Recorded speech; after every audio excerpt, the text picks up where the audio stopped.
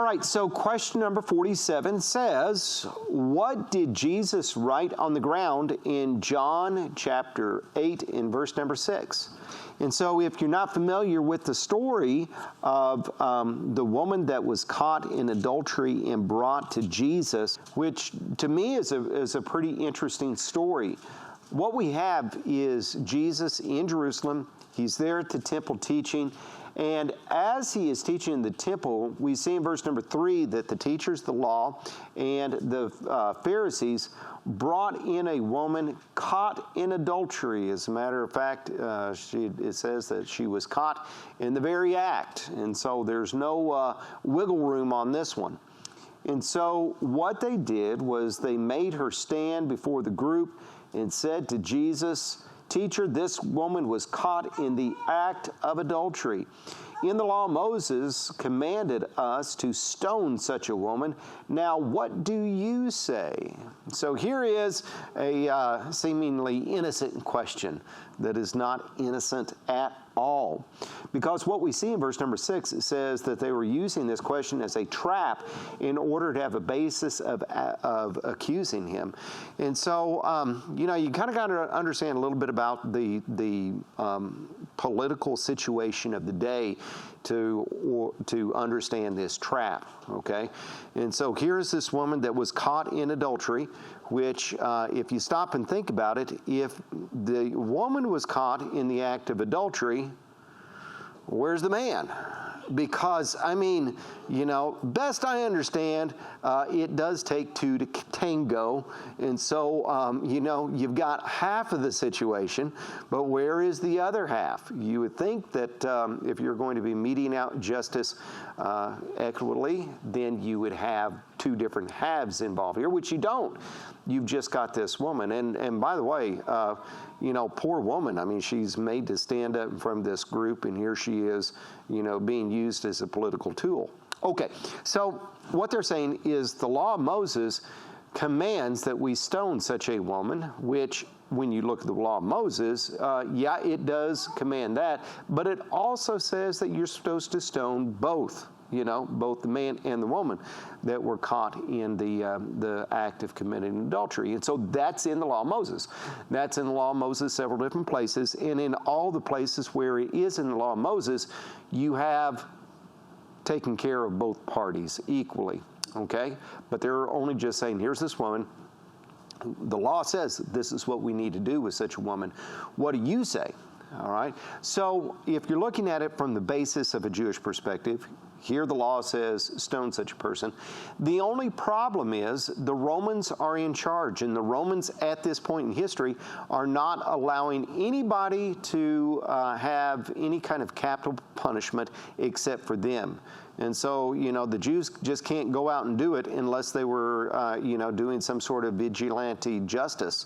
And so you can kind of see the trap, because if Jesus were to say, no, we don't need to stone this woman, then what they would do is they would go back to the Jews and say, hey, Jesus can't be a Messiah, because, after all, the law of Moses says that we need to stone such a person. Here is this Messiah that is saying, no, we don't, right? And so, therefore, he can't possibly be the Messiah, and then that would discredit him.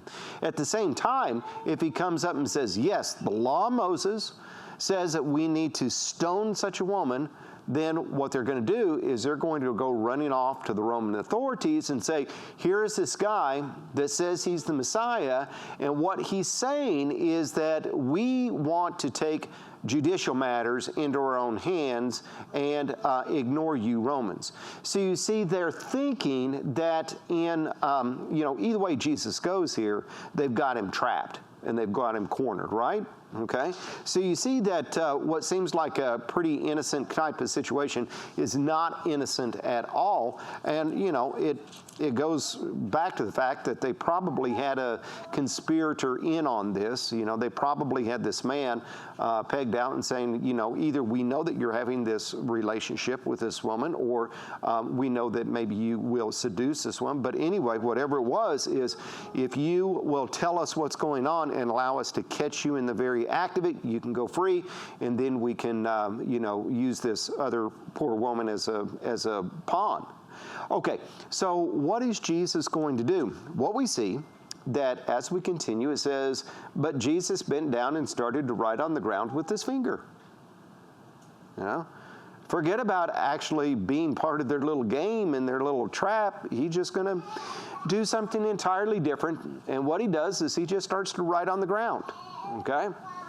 So what we see is that when they kept on questioning him, he straightened up and said to them, if any of you is without sin, let him be the first to throw a stone at her.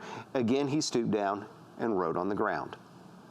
And so what we see is that in verse number 9 says that those who heard began to go away one at a time, the older ones first, until only Jesus was left with the woman still standing there.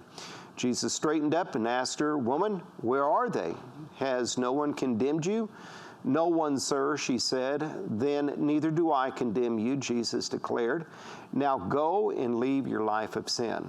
And so what is really kind of touching about this story is the fact that we see both the serious side of Jesus, or the just side of Jesus, but we also see the merciful side as well.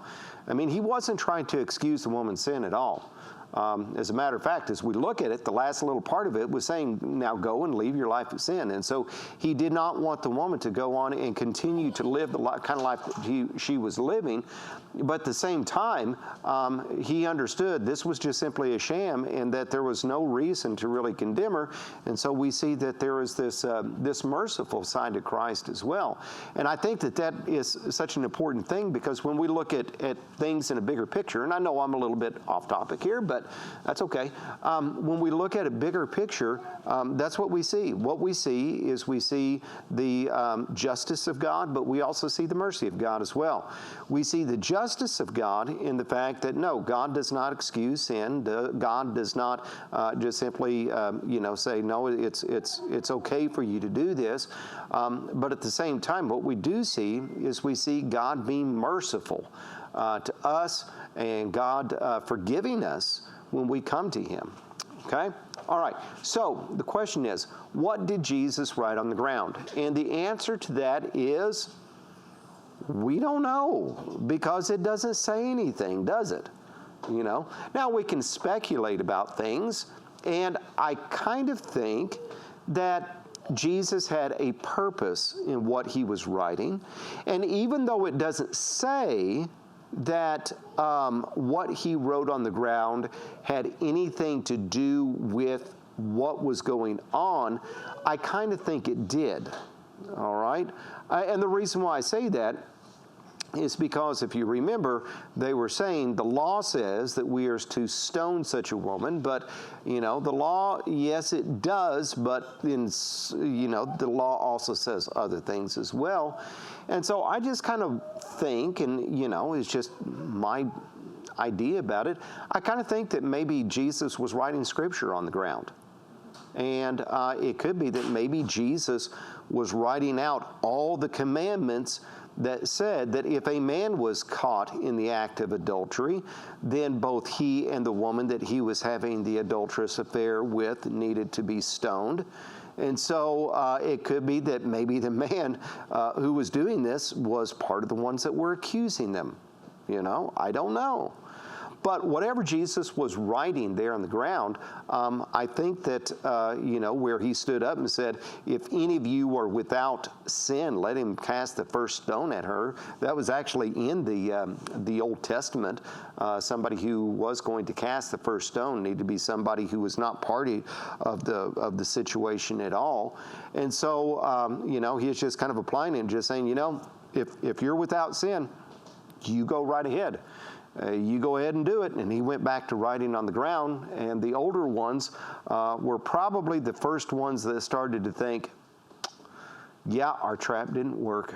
Let's go. And as, the older ones just started drifting away, the younger ones that were probably still bent on trying to entrap Jesus and question him, they finally figured it out too of, he's not falling for this. Our little trap is fizzled, so let's just give up.